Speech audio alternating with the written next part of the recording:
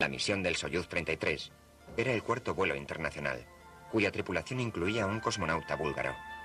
Todo iba perfectamente mientras preparaban su encuentro con el Salyut 6. Entonces, a bordo del Soyuz algo fue terriblemente mal. La tensión creció mientras el control de misión consultaba a los cosmonautas ya a bordo de la estación, listos para recibir a la tripulación del Soyuz. ¿Protón? ¿Protón? ¿Qué era esa llama saliendo de los motores del Soyuz? ¿Lo habéis visto? No era la acostumbrada, se movió a un lado. ¿Veis claramente? Sí, desde luego. La tripulación del Salyut había confirmado lo impensable.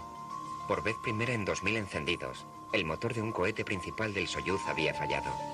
Era la tercera misión del cosmonauta Nikolai Rukavishnikov y sin duda la más peligrosa. Tuvimos una explosión en el motor trasero de nuestra nave Soyuz 33. No podíamos acoplarnos con la estación. Además, no podíamos regresar de la órbita. Era una situación crítica y teníamos muchas probabilidades de no poder regresar a la Tierra.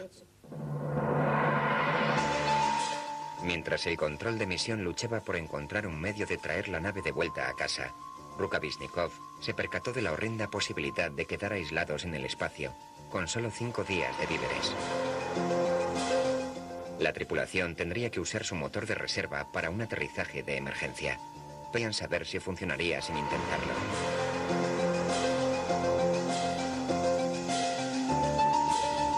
El control de misión ordenó al Soyuz que encendiera su motor de reserva.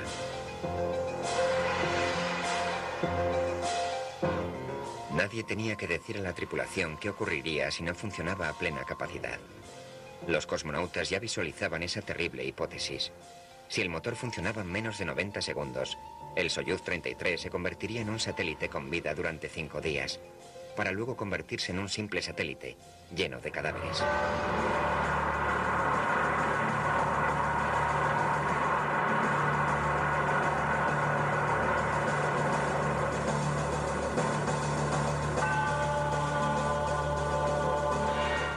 El motor auxiliar funcionó. Eso significaba que regresarían a la Tierra siguiendo una empinada trayectoria y soportando una penosa fuerza de gravedad 10. Pero regresarían vivos.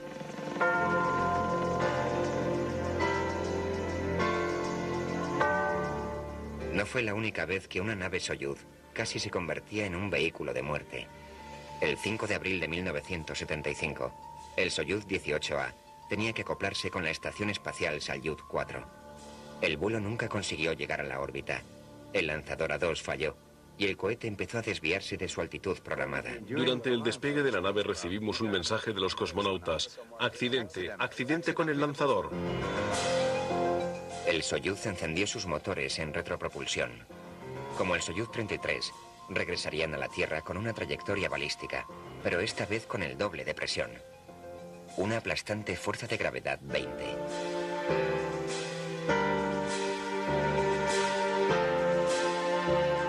El cosmonauta Vasily Lazarev sobrevivió a la tremenda prueba. Nos entrenábamos con fuerzas de gravedad 10 en el centrífugo. Pero esto fueron 20,6. Fue muy duro soportarlo. Todo flotaba, todo crujía. Los huesos y la nave. La fuerza de gravedad no sería su único obstáculo para sobrevivir.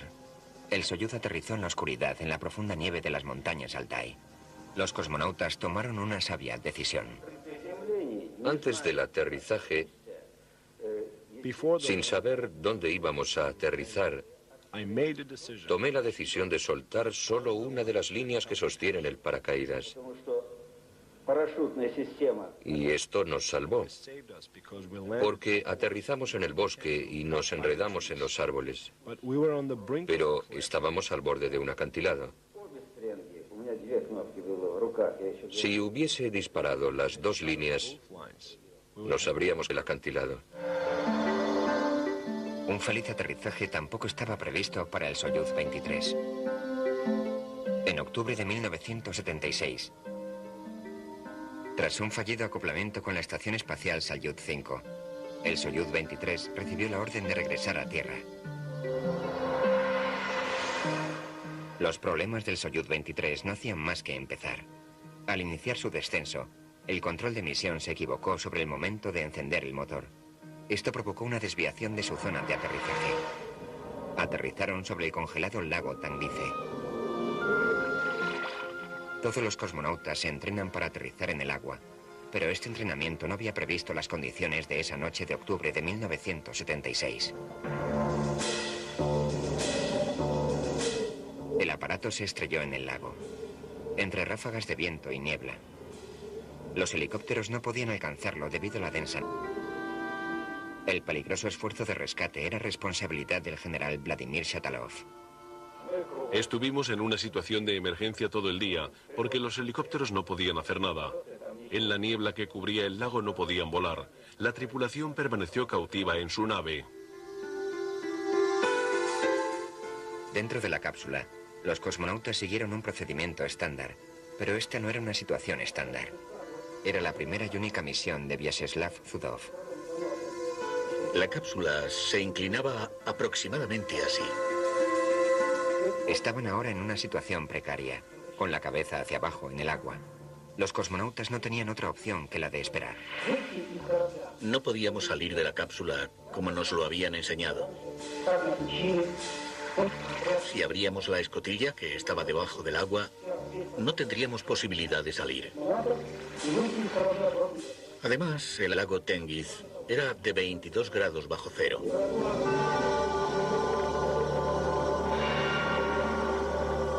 Ahora los cosmonautas se enfrentaban a un verdadero peligro. Con la cápsula boca abajo, la válvula que les conectaba con la atmósfera exterior estaba sumergida. No podían obtener aire fresco.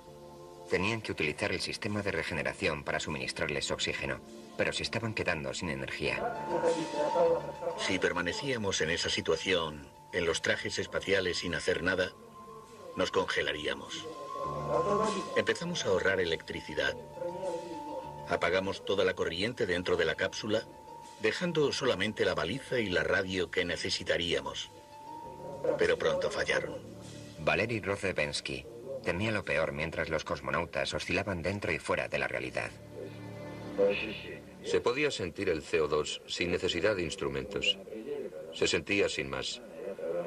Cuando estaba a punto la conciencia, entonces encendía la regeneración. Cuando mi mente empezaba a despejarse y el halo azul desaparecía de mis ojos, la volvía a apagar. Y así durante toda la noche.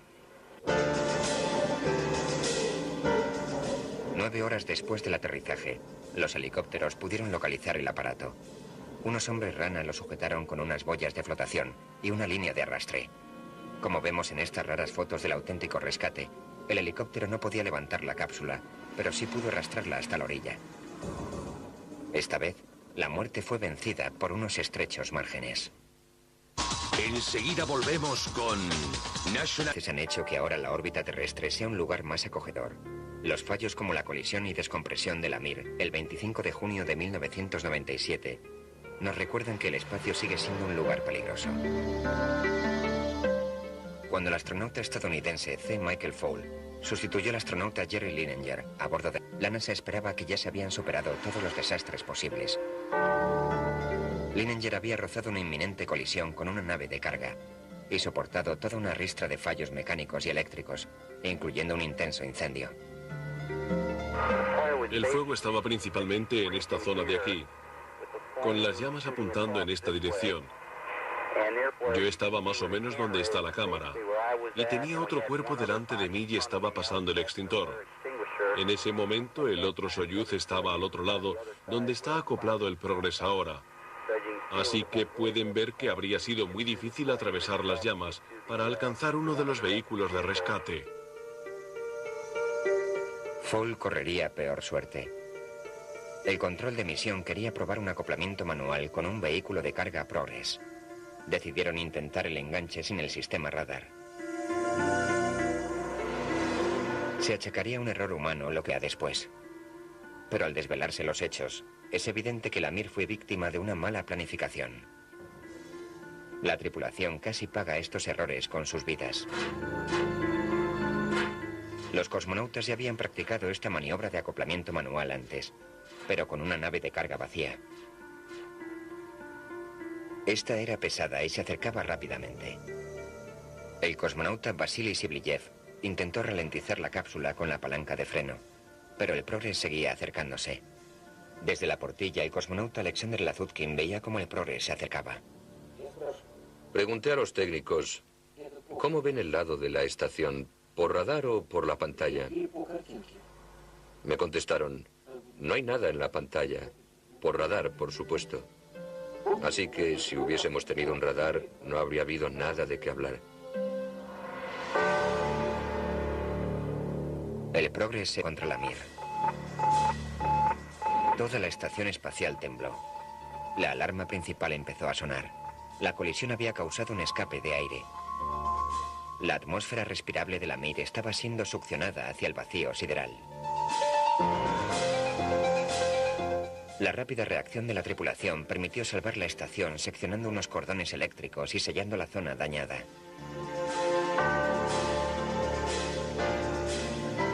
La Mir sobrevivió a la primera descompresión de una nave orbital. Una fracción de segundo más, un impacto un poco mayor o una acción distinta, y todo podía haber acabado en tragedia para la Mir y sus ocupantes. La colisión de la Mir se ha convertido en una leyenda de la historia espacial. Pero si no le hubiese sonreído el destino, su suerte habría sido ocultada, distorsionada u olvidada como tantas historias. Actualmente los tenebrosos abismos de los archivos soviéticos espaciales solo están empezando a divulgar sus secretos. Algunos de ellos tan extraños, tan irracionales, que parecían destinados a permanecer un enigma para siempre.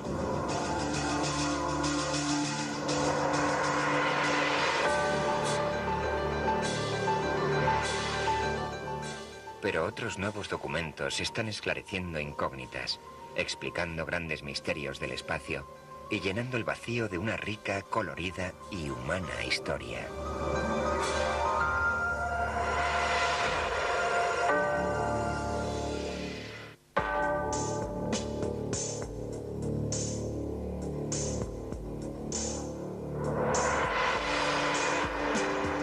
El cosmonauta Vasily Lazarev sobrevivió a la tremenda prueba.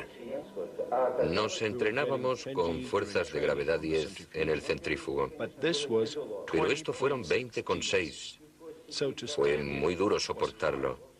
Todo flotaba, todo crujía, los huesos y la nave. La fuerza de gravedad no sería su único obstáculo para sobrevivir. El Soyuz aterrizó en la oscuridad en la profunda nieve de las montañas Altai. Los cosmonautas tomaron una sabia decisión. Antes del aterrizaje, sin saber dónde íbamos a aterrizar, tomé la decisión de soltar solo una de las líneas que sostienen el paracaídas. Y esto nos salvó, porque aterrizamos en el bosque y nos enredamos en los árboles. Pero estábamos al borde de un acantilado. Si hubiese disparado las dos líneas, nos habríamos el acantilado. Un feliz aterrizaje tampoco estaba previsto para el Soyuz 23. En octubre de 1976, tras un fallido acoplamiento con la Estación Espacial Salyut 5, el Soyuz 23 recibió la orden de regresar a Tierra. Los problemas del Soyuz 23 no hacían más que empezar. Al iniciar su descenso, el control de misión se equivocó sobre el momento de encender el motor. Esto provocó una desviación de su zona de aterrizaje. Aterrizaron sobre el congelado lago Tangice. Todos los cosmonautas se entrenan para aterrizar en el agua, pero este entrenamiento no había previsto las condiciones de esa noche de octubre de 1976. El aparato se estrelló en el lago, entre ráfagas de viento y niebla. Los helicópteros no podían alcanzarlo debido a la densa. El peligroso esfuerzo de rescate era responsabilidad del general Vladimir Shatalov. Estuvimos en una situación de emergencia todo el día, porque los helicópteros no podían hacer nada. En la niebla que cubría el lago no podían volar. La tripulación permaneció cautiva en su nave. Dentro de la cápsula, los cosmonautas siguieron un procedimiento estándar, pero esta no era una situación estándar. Era la primera y única misión de Vyacheslav Zudov. La cápsula se inclinaba aproximadamente así. Estaban ahora en una situación precaria, con la cabeza hacia abajo en el agua. Los cosmonautas no tenían otra opción que la de esperar. No podíamos salir de la cápsula como nos lo habían enseñado. Si abríamos la escotilla, que estaba debajo del agua, no tendríamos posibilidad de salir. Sin saber dónde íbamos a aterrizar, tomé la decisión de soltar solo una de las líneas que sostienen el paracaídas. Y esto nos salvó, porque aterrizamos en el bosque y nos enredamos en los árboles. Pero estábamos al borde de un acantilado. Si hubiese disparado las dos líneas, nos habríamos del acantilado. Un feliz aterrizaje tampoco estaba previsto para el Soyuz 23. En octubre de 1976, tras un fallido acoplamiento con la Estación Espacial Salyut 5, el Soyuz 23 recibió la orden de regresar a Tierra. Los problemas del Soyuz 23 no hacían más que empezar. Al iniciar su descenso, el control de misión se equivocó sobre el momento de encender el motor. Esto provocó una desviación de su zona de aterrizaje. Aterrizaron sobre el congelado lago Tangice. Todos los cosmonautas se entrenan para aterrizar en el agua, pero este entrenamiento no había previsto las condiciones de esa noche de octubre de 1976. El aparato se estrelló en el lago, entre ráfagas de viento y niebla. Los helicópteros no podían alcanzarlo debido a la densa. El peligroso esfuerzo de rescate era responsabilidad del general Vladimir Shatalov. Estuvimos en una situación de emergencia todo el día, porque los helicópteros no podían hacer nada. En la niebla que cubría el lago no podían volar. La tripulación permaneció cautiva en su nave. Dentro de la cápsula, los cosmonautas siguieron un procedimiento estándar, pero esta no era una situación estándar. Era la primera y única misión de Vyacheslav Zudov. La cápsula se inclinaba aproximadamente así. Estaban ahora en una situación precaria, con la cabeza hacia abajo en el agua. Los cosmonautas no tenían otra opción que la de esperar. No podíamos salir de la cápsula como nos lo habían enseñado. Si abríamos la escotilla, que estaba debajo del agua, no tendríamos posibilidad de salir. Además, el lago Tengiz era de 22 grados bajo cero.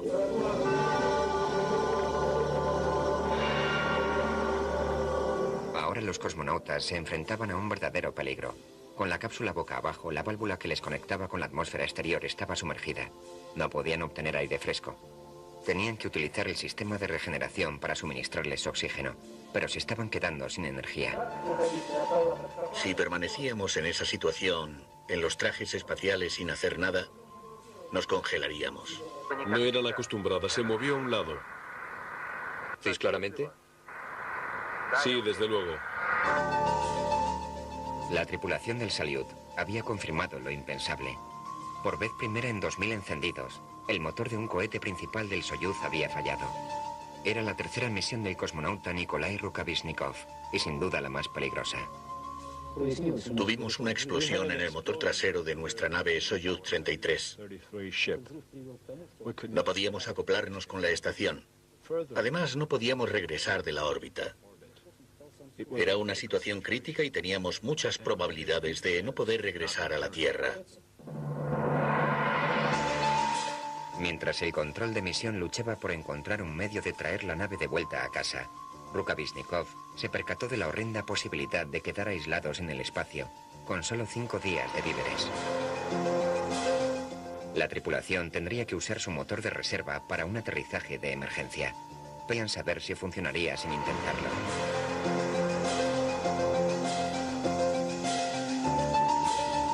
El control de misión ordenó al Soyuz que encendiera su motor de reserva.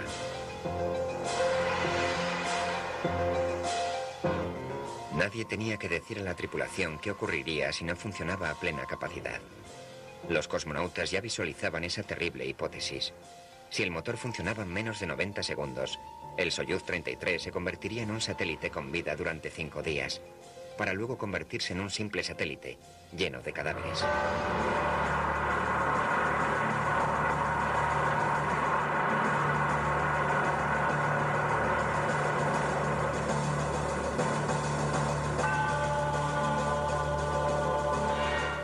El motor auxiliar funcionó. Eso significaba que regresarían a la Tierra siguiendo una empinada trayectoria y soportando una penosa fuerza de gravedad 10. Pero regresarían vivos.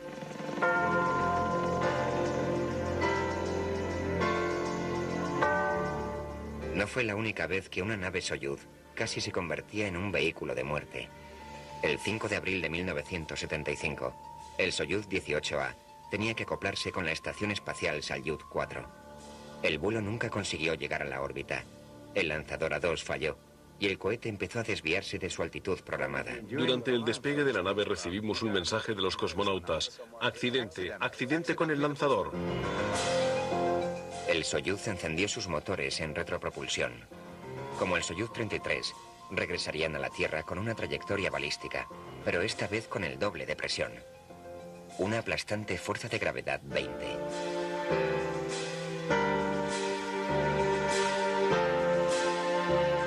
El cosmonauta Vasily Lazarev, a vez que una nave Soyuz casi se convertía en un vehículo de muerte.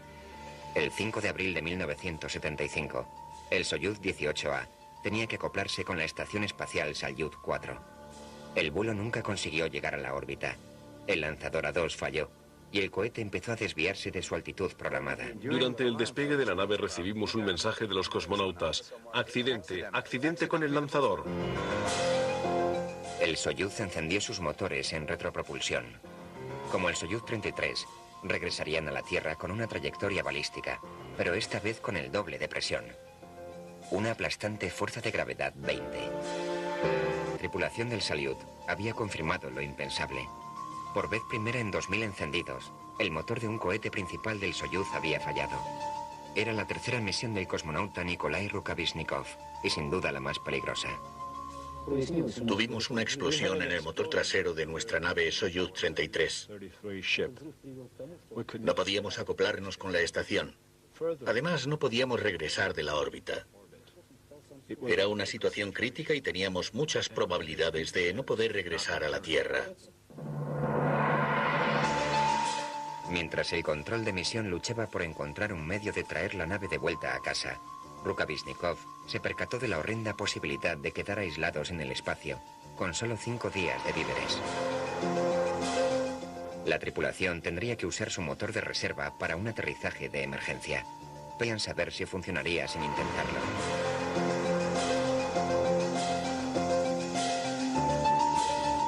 El control de misión ordenó al Soyuz que encendiera su motor de reserva.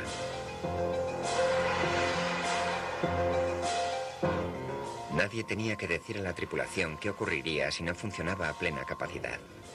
Los cosmonautas ya visualizaban esa terrible hipótesis. Si el motor funcionaba en menos de 90 segundos, el Soyuz 33 se convertiría en un satélite con vida durante 5 días, para luego convertirse en un simple satélite, lleno de cadáveres.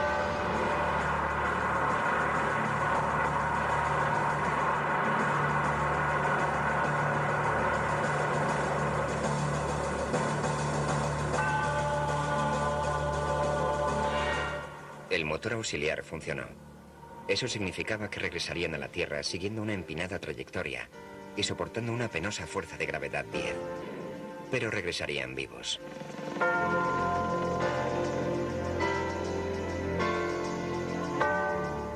No fue la única. La misión del Soyuz 33 era el cuarto vuelo internacional, cuya tripulación incluía a un cosmonauta búlgaro. Todo iba perfectamente mientras preparaban su encuentro con el Salyut 6. Entonces, a bordo del Soyuz algo fue terriblemente mal.